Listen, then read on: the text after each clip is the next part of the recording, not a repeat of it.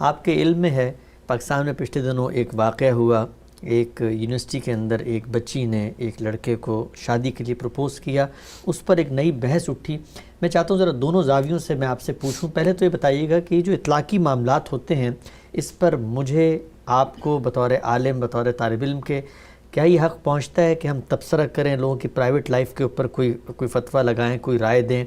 اور دوسری، تعلیمی اداروں کے اندر اس طرح کی اگر کوئی سرگرمی ہوتی ہے تو آپ کے جو دینی مذہبی تصورات، نظریات، آدرش ہیں، اس سے آپ ان کو کیسے دیکھتے ہیں؟ یہ واقعہ جو آپ بیان کر رہے ہیں یہ پرائیویٹ تو خیر نہیں رہا، یہ تو برسر عام ہو گیا، لیکن میرے نزدیک واقعہ کیسا بھی ہو، اس کی تفصیلات جب پہل آتی ہے یا اس کا کچھ اظہار ہوتا ہے تو اس میں بہت کچھ مبالغہ ہو جاتا ہے، بہت سی چیزیں صحیح طریقے سے نہیں آتی، روز ہم تجربہ کرتے ہیں۔ تو اس لیے کسی فرد پر یا کسی واقعے پر تبصرے سے گریز کرنا چاہیے۔ ٹھیک، یعنی اس کے لیے بہت سے شرائط و حدود ہیں۔ یعنی آپ بالکل واضح طور پر یہ جانتے ہوں کہ کیا ہوا ہے، اس میں اگر کچھ لوگ ہیں تو ان لوگوں کا بیان آپ کے سامنے ہو، وہ اس کو کس زاویے سے دیکھتے ہیں، ان کا اپنا ورژن کیا ہے، یہ اتنے مراحل سے گزرنے کے بعد آپ کوئی بات کر سکتے ہیں۔ اور اگر کوئی فرد کا معاملہ ہے تو پھر تو اور بھی زیادہ احتیاط کی ضرورت ہوتی ہے۔ تو اس لیے میں کبھی واقعات پہ تبصرہ نہیں کرتا، میں اس کو پسند بھی نہیں کرتا کہ اس پہ تبصرہ کیا جائے۔ البتہ یہ ہے کہ اصول میں کچھ چیزیں جو ہیں وہ لوگوں کے سامنے رکھی جا سکتی ہیں۔ پہلی چیز یہ ہے کہ ایک مسلمان کی حیثیت سے ہم لوگوں کو کیا تعلیم دی گئی ہے، اور یہ میں کسی فرد یا کسی واقعے کی طرف اشارہ کیے بغیر بیان کر رہا ہوں۔ ٹھیک،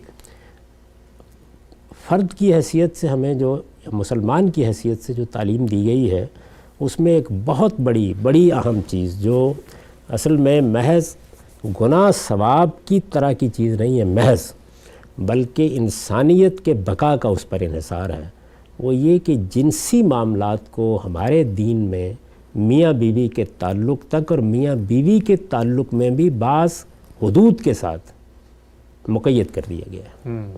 یعنی یہ بنیادی چیز ہے۔ چنانچہ یہی وجہ ہے کہ آپ یہ جانتے ہیں کہ زنا یا بدکاری ہمارے دین میں تیسرا بڑا جرم ہے۔ یعنی جہاں قرآن مجید نے اکبر الکبائر بیان کی ہیں، 3 بڑے جرائم کا انتخاب کیا ہے، تو کیا ترتیب رکھی ہے؟ شرک، قتل اور زنا، یہی ترتیب اختیار کی ہے۔ یہ بڑا گناہ ہے، بڑا جرم ہے، بلکہ گناہ ہی نہیں جرم بھی قرار دے دیا، کیونکہ جب کسی چیز کی سزا ریاست کی سطح پر مقرر کر دی جائے تو اس کا مطلب ہے کہ اللہ تعالیٰ اس کو صرف گناہ نہیں بلکہ جرم قرار دے رہے ہیں۔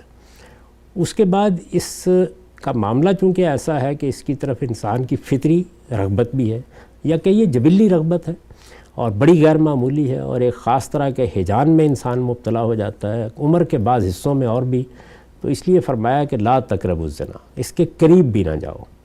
قریب بھی نہ جاؤ تو اس کا مطلب ہے کہ یہاں سد ذریعہ کی اہمیت بہت ہو گئی۔ تو ہر انسان کو یہ تلقین کی جاتی ہے کہ وہ کوئی ایسا کام نہ کرے کہ جو بدکاری کی یا زنا کی ترغیب دینے والا ہو، اس کا محرک بننے والا ہو، اس کی طرف لے جانے والا ہو۔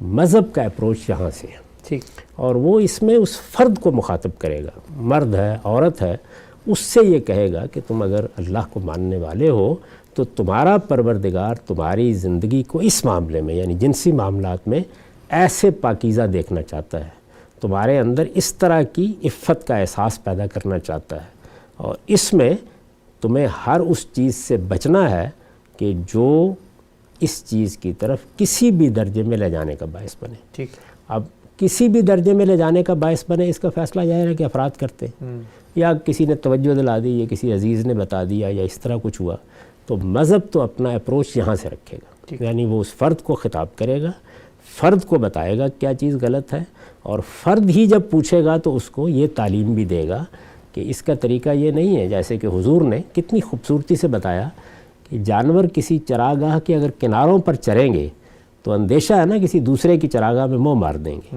تو اس لیے ذرا دور دور رہو۔ تو یہ دور دور رہنے کے معاملے کی تلقین کرنے کی ضرورت ہوتی ہے۔ اسی وجہ سے ہمارے ہاں جیسے کہ ہم قرآن میں دیکھتے ہیں کہ مردوں اور عورتوں کے ملنے کچھ آداب بنائے گئے ہیں، یا رسول اللہ نے بعض چیزوں کی تلقین کی ہے، ان سب کے پیچھے کیا چیز ہے؟ یہی کہ سوسائٹی میں بدکاری نہ پھیلے، اس کی طرف رغبتیں نہ ہوں، اس کی طرف لے جانے والے معاملات جو ہیں ان سے انسان اپنے آپ کو بچے۔ یہ جو سد ذریعہ جس کو کہتے ہیں، یعنی ایک چیز اللہ نے ممنوع قرار دی، اب اس کی طرف جانے کے راستے جو ہیں وہ انسان کو اختیار نہیں کرنے. اس کے لیے عام طور پہ قانون سازی اللہ تعالیٰ یا اللہ کے پیغمبر عام طور پہ نہیں کرتے، کبھی کبھی کر دیتے ہیں. اس کے لیے ایک انسان کے اندر شعور پیدا کیا جاتا ہے کہ وہ اپنے آپ کو اس میں محفوظ کرے. یہ مذہب کا معاملہ ہے. دوسری چیز یہ ہے کہ آپ ایک معاشرے میں رہتے ہیں، جنگل میں تو نہیں رہتے. ہر معاشرے کے اندر بعض ثقافتی تہذیبی حساسیتیں ہوتی ہیں. یعنی بعض چیزوں کو ہم وہ اس کے پیچھے ہو سکتا ہے کہ کوئی خاص علمی استدلال بھی نہ ہو، لیکن لوگ ان کے بارے میں حساس ہو جاتے ہیں. تاریخی پس منظر ہوگا، کوئی جذباتی پس منظر ہوگا، کوئی اور اس طرح کی چیز ہوگی. ہو سکتا ہے کہ کہیں مذہب کی کوئی تعلیم بھی ہو. تو کوئی ثقافت یا کوئی تہذیب، آپ کو یاد ہوگا کہ ہم لوگ جب ملیشیا میں گئے تو وہاں سب سے پہلے جو پیمفلٹ دیے جاتے ہیں ان میں یہ لکھا ہوتا ہے کہ اس معاشرے کی کیا کیا چیزیں ایسی ہیں، یعنی اس کی سینسٹیوٹیز کیا ہیں، کیا چیزیں ہیں جن کے بارے میں آپ کو محتاط رہنا چاہیے. اس کا تعلق معاشرے سے ہے. وہ کچھ چینیوں کی الگ تھی، وہ ملے لوگوں کی الگ تھی. اسی طرح کا آپ یہاں امریکہ میں رہتے ہیں تو یہاں پر بھی آپ دیکھیں کہ اس معاشرے میں بعض چیزیں جو ہیں وہ غیر معمولی طور پر لوگوں کے لیے حساسیت کا بن گئی. ہم ایک سوسائٹی میں رہتے ہیں، یہ بالکل ٹھیک ہے کہ انسان چونکہ آزادی رکھتا ہے تو وہ چیزوں کو تبدیل بھی کرتا رہتا ہے، لیکن یہ ایک بڑا سا پتھر اٹھا کر تبدیل نہیں ہوتی، ان کا ایک تدریجی عمل ہوتا ہے. تو اس کا لحاظ کرنا چاہیے ہمیشہ. تیسری چیز یہ ہے کہ جس معاشرے میں آپ رہتے ہیں وہاں اگر کوئی قانون بنایا گیا ہے یا ضابطہ بنایا گیا ہے تو وہ قانون غلط ہے، تھوڑی دیر کے لیے مان لیجئے، لیکن اس قانون کو تبدیل کرائے بغیر اس کی خلاف ورزی نہیں کرنی چاہیے، ورنہ سوسائٹی اپنے نظم پہ قائم نہیں رہ سکتی. اسی وجہ سے قانون کے مقابلے میں سرکشی اختیار کرنے کو نیوسنس اور محاربہ یا فساد فی الارض قرار دے دیا گیا ہے. اس کی وجہ بھی یہی ہے. تو میرے خیال میں معاملے کو ان تینوں زاویوں سے دیکھنا چاہیے. آخری بات ایک پوچھنا چاہتا ہوں ہم سب ضمنی اسی حوالے سے، یہ جب آپ یہ بات فرماتے ہیں کہ قانون غلط بھی ہو تو اس پر آپ نے عمل کرنا ہے اور معاشرے کی جو سینسٹیوٹیز ہیں، حساسیتیں ہیں، ان کو بھی آپ نے پیش نظر رکھنا ہے کوئی اقدام کرنے سے پہلے. ہم دنیا کی تاریخ میں دیکھتے ہیں کہ غلط قوانین تھے یا غلط رسومات تھیں، کوئی ایک آدمی ہے آگے بڑھ کے انیشیٹو لیتا ہے، کچھ ایک کام کر گزرتا ہے تو اس کے بعد پھر حساسیتیں بھی ٹوٹتی ہیں، قانون بھی سیدھا ہونا شروع ہو جاتا ہے. تو جب آپ یہ بات کرتے ہیں تو پھر اصلاح اور خیر اور جو غلط قوانین کی تبدیلی کے لیے ایک جذبت محرکہ چاہیے، وہ تو پھر مان پڑ جاتی ہے. یہ وہ لوگ جو کسی غلط قانون کو تبدیل کرانے کے لیے اٹھتے ہیں، بہادر ہونا چاہیے. یہ بہادری نہیں ہوتی کہ آپ نے اپنی خواہشات سے مغلوب ہو کر قانون کی خلاف ورزی کر دی. وہ پھر اس کا ایک لائے عمل بناتے ہیں. مثلا آپ کو معلوم ہے کہ یہاں لازمی بھرتی کا قانون تھا امریکہ میں. محمد علی کلہ نے ویتنام کی جنگ میں جانے سے انکار کر دیا، اس کی سزا بھگتی اس کے بعد. تو قانون کو تبدیل کرانے کی جدوجہد اس طرح کی جاتی ہے. اس کا یہ طریقہ نہیں ہوتا کہ آپ پر ایک خواہش کا غلبہ ہوا اور آپ نے اس کی خلاف ورزی کر ڈالی. یعنی وہ پھر علم و عقل کی بنیاد پر لائے عمل بنا کے ہونی چاہیے.